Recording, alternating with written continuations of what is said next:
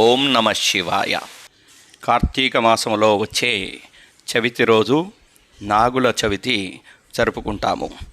ఈ నాగుల చవితి రోజు జాతకరీత్యా సర్పదోషం ఉన్నవారు, సంతానం లేనివారు, జాతకములో కాలసర్పదోషం ఉండి సంతానం లేనివారు, వివాహం కానివారు నాగుల చవితికి నాగేంద్ర స్వామికి పూజ చేసిన ఆ దోషాలు తొలగి శుభాలు కలుగుతాయి. నాగుల చవితి రోజు నాగదేవతామూర్తులను పాలతో అభిషేకం చేసి ఆ తర్వాత నీటితో తప్పక శుభ్రం చేయాలి.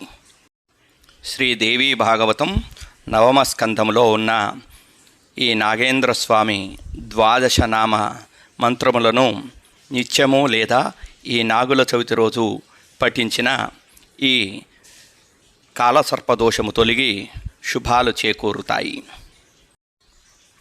ఓం జరత్కారుప్రియాయై నమః.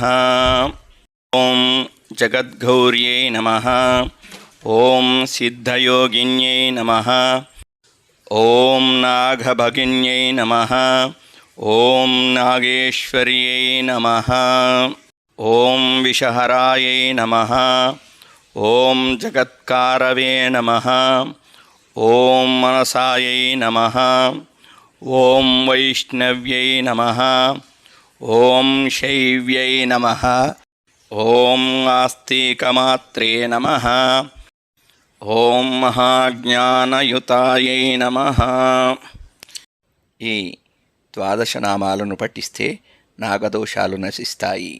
వంశంలో చేసిన భయంకర నాగాపచారాలు కూడా తొలగిపోయి శుభాలు కలుగుతాయి. శుభం.